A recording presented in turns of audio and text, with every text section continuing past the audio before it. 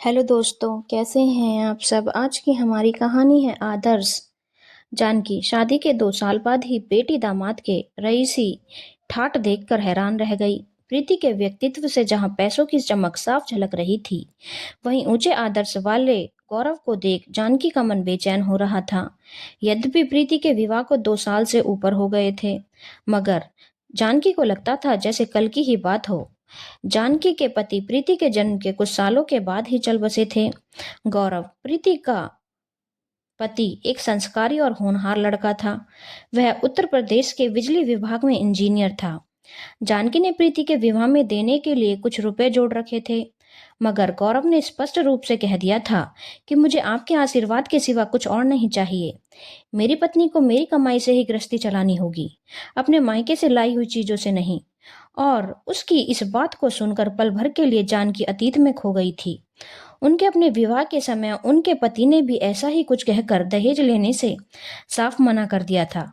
अपने दामाद में अपने दिवंगत पति के आदर्श देखकर प्रीति की मां जानकी अभिभूत हो उठी थी।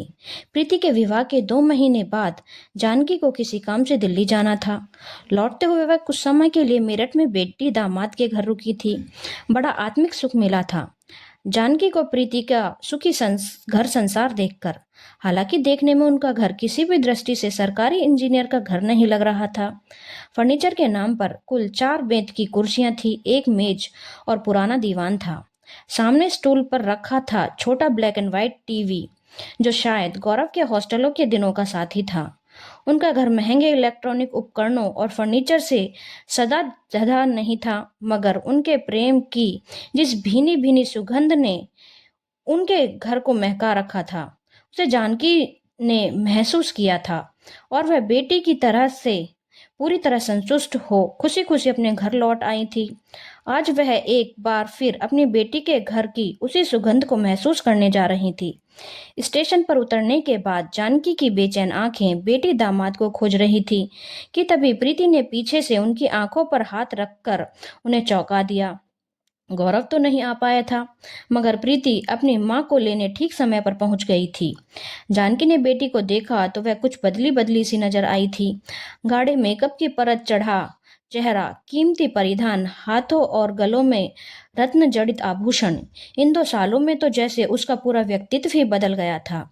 जानकी सामान उठाने लगी तो प्रीति ने यह कहते हुए रोक दिया, रहने दो मम्मी, ड्राइवर उठा लेगा। प्रीति माँ को लेने सरकारी जीप में आई थी। जीप में बैठ प्रीति माँ को बताने लगी, मम्मी गौरव आजकल बड़े व्यस्त रहते हैं, इसलिए मेरे साथ नहीं आ सके। हाँ, आपको लेने के लिए इन्होंने सरकारी जीप भेज दी है। हाल ही में इनका प्रमोशन हुआ है, बड़ी अच्छी जगह पोस्टिंग हुई है। उस जगह पर पोस्टिंग पाने के लिए इंजीनियर तरसते रहते हैं, मगर इनको मिली खूब कमाई वाला एरिया है। इसके आगे के शब्द जानकी नहीं सुन सकी। प्रीति के बदले व्यक्तित्व से वह पहले ही विचलित थी। उनके मुंह से निकला कमाई वाला एरिया। प्रीति की हर एक हरकत, हर एक बात उसकी सोच में आए बदलाव का संकेत दे रही थी। उसकी आंखों में बसी सादगी और संतुष्टि की जगह जानकी को पैसों की चमक और अपने स्टेटस का प्रदर्शन करने की चाह नजर आ रही थी। घर पहुंचकर जानकी ने पाया कि घर भी प्रीति की तरह उनके बढ़े हुए स्टेटस का खुला प्रदर्शन कर रहा था। आधुनिक साज सज्जा से युक्त घर में ऐसो आराम की हर एक चीज मौजूद थी। लगता है गौरव ने इन 2 सालों में काफी तरक्की कर ली है, जानकी ने चारों ओर दृष्टि घुमाते हुए पूछा। गौरव ने कहा कि हाँ मम्मी, मैंने इन पर जबरन जोर देकर पीछे पड़कर करवाई है तरक्की। जब मैंने देखा कि कभी इनके नीचे काम करने वाले कहाँ के कहाँ पहुंच गए और यह वहीं अटके पड़े हैं, तो मुझसे रहा नहीं गया। वैसे इनका बस चलता तो कभी तक हम उसी कबूतर खाने में पड़े रहते।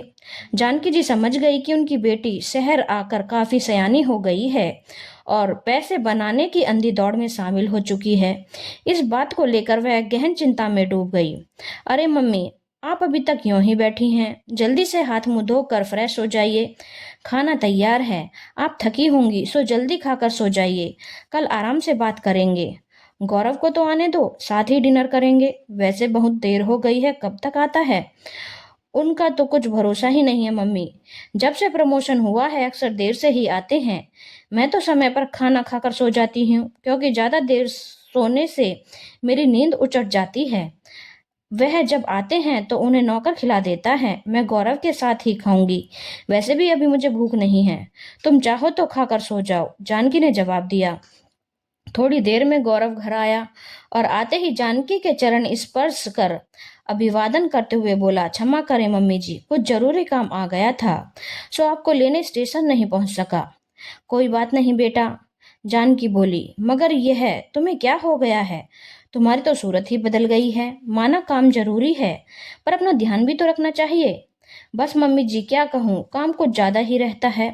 इतना कहकर वह नजर झुकाए अपने कमरे में चला गया और वहां जाकर प्रीति को आवाज लगाई। प्रीति, ये 20,000 रुपये अलमारी में रख दो, ये घर पर ही रहेंगे, बैंक में जमा मत कराना। गौरव के कमरे से आ रही पति पत्नी की धीमी आवाज ने जानकी पर वज्रपात कर दिया। 20,000 रुपये, वह भी महीने के आखिर में? कहीं ये रिश्वत की कमाई तो नहीं? प्रीति कह भी रही थी कि खूब कमाई वाला एरिया में पोस्टिंग हुई है। तो इसका अर्थ है कि इन दोनों को पैसों की भूख ने इतना अंधा बना दिया है कि इन्होंने अपने संस्कार, नैतिकता और ईमानदारी को ताक पर रख दिया। नहीं, मैं ऐसा हरगिज नहीं होने दूंगी। कुछ भी हो, इन्हें सही राह पर लाना ही होगा। मन में यह दृढ़ निश्चय कर वह सोने चली गई। आज रविवार था। गौरव घर पर ही था। उसके व्यवहार से जानकी को लग रहा था जैसे वह घर परिवार की तरफ से उदासीन होकर अपने में ही खोया गुमसुम सा भीतर ही भीतर घुट रहा है। मम्मी, आज इनकी छुट्टी है, चलो कहीं बाहर घूम कर आते हैं, और आज लंच भी 5 स्टार होटल में करेंगे। प्रीति ने चहकते हुए प्रस्ताव रखा। नहीं, आज हम तीनों कहीं नहीं जाएंगे, बल्कि घर पर ही रहकर ढेर सारी बात करेंगे।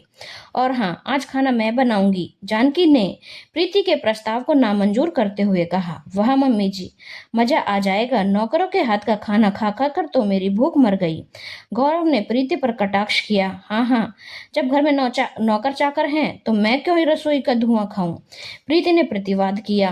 तुम्हें मसालेदार छोले और भरवा भिंडी बहुत पसंद है ना, वही बनाऊंगी। जानकी ने बात संभाली। अरे मम्मी जी, आपको मेरी पसंद अभी तक याद है? प्रीति तो शायद भूल ही गई।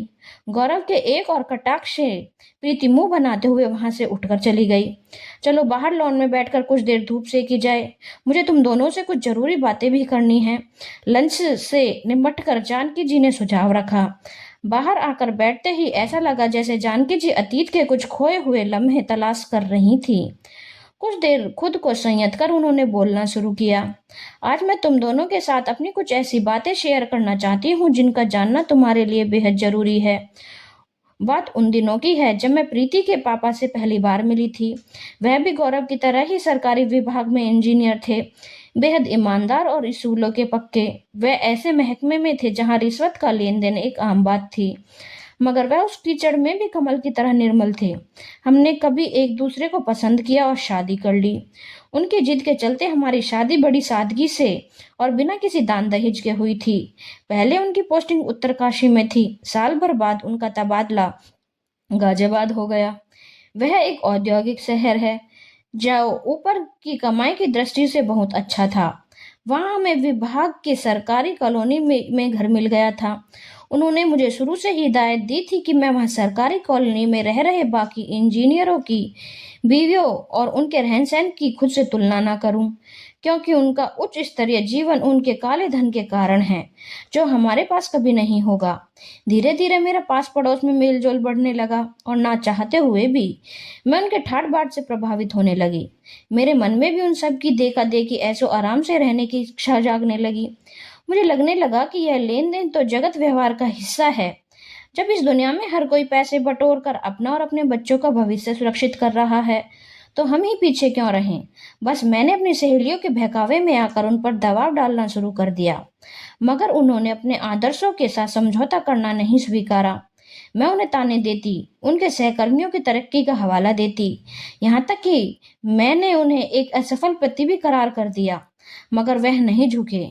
इन्हीं उल्हानों के बीच में गर्भवती हुई तो वह तमाम मतभेदों को भूलकर बेहद खुश थे। मैंने उनसे स्पष्ट कह दिया कि मैं इस हीनता भरे दम घोटू माहौल में किसी बच्चे को जन्म नहीं दूंगी।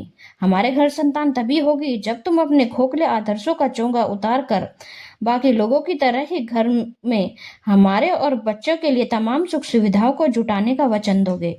मुझे गर्भपात कराने पर उतारू देख तुम्हारे पिता टूट गए और धीरे धीरे धन पानी की तरह बरसने लगा। घर सुख सुविधाओं की चीजों से भरता चला गया। मैंने जो चाहा सो पा लिया, मगर तुम्हारे पिता का प्यार खो दिया। उस समय मेरी आंखों पर माया का ऐसा पर्दा पड़ा था कि मुझे इस बात से भी कोई फर्क नहीं पड़ा कि वह किसी मशीन की भांति काम करते जा रहे थे और मैं अपने ऊंचे स्टेटस के मद में पागल थी। फिर तुम्हारा जन्म हुआ। तुम्हारे आने के बाद तुम्हारे भविष्य के लिए धन जमा करने की तृष्णा भी बढ़ गई। सब कुछ मेरी इच्छा अनुसार ही चल रहा था कि एक दिन अचानक जानकी जी की वाणी कुछ पल के लिए थम गई और उनकी आंखें नम हो गई। एक दिन क्या हुआ मम्मी? प्रीति ने विस्मित स्वर से पूछा। ऑफिस से खबर आई कि तुम्हारे पिता को भ्रष्टाचार विरोधी दस्ते ने धर दबोचा है। अखबार में नाम आया है। खूब फजीहत हुई और फिर मुकदमे के बाद उन्हें जेल भेज दिया गया। जेल जाते हुए उन्होंने मुझको जिस तरह हिराकत की नजर से देखा था वह मैं कभी नहीं भूल सकती। वह चुप थे, मगर उनकी चमकती संतुष्ट नजरें जैसे कह रही थी कि वह मुझे यूं असहाय, भयभीत और अपमानित देखकर बेहद खुश थे। बाद में पता चला कि उन्होंने अपनी इच्छा से ही खुद को गिरफ्तार करवाया था और अपना सब कच्चा चिट्टा अदालत में खोल कर रख दिया था। मुझे दंडित करने का यही तरीका चुना था उन्होंने। जेल में वह कभी मुझसे नहीं मिले और एक दिन पता चला कि वहां उनका देहांत हो गया है। इतना बताकर जानकी फूट फूट कर रो पड़ी। बरसों से बह रहे पश्चाताप के आंसू अभी भी सूखे नहीं थे। मम्मी, इतनी पीड़ा आपने इतने साल कैसे छिपा कर रखी? मुझे तो कभी आभास भी नहीं होने दिया। मन में अपार ग्लानि थी। बस यही साध थी कि मन में बाकी जीवन उनके आदर्शों पर चलकर ही बिताऊं और तुम्हें भी तुम्हारे पिता के संस्कार दूं। मैं बूढ़ी हो चली हूँ, पता नहीं कितने दिनों की मेहमान हूँ और कुछ तो नहीं है मेरे पास। बस यह आप भी थी, तुम दोनों को धरोहर के रूप में दे रही हूँ। हो सकता है तुम्हें यह बात बुरी लग जाए, पर मेरा अनुभव है तुम्हारे पिता के जाने के बाद मैं यही तो देखती रही कि मैं गलत थी या तुम्हारे पिता। जानकी ने बात खत्म करते हुए कहा, मम्मी, तुम्हारी यह धरोहर अब कभी मेरे कदम लड़खड़ाने नहीं देगी। प्रीति ने अपनी माँ से लिपट कर कहा। उसकी आंखों से झरझर आंसू बह रहे थे। धन्यवाद दोस्तों। अगर आपको कहानी अच्छी लगी हो तो चैनल को लाइक, शेयर और सब्सक्राइब करना ना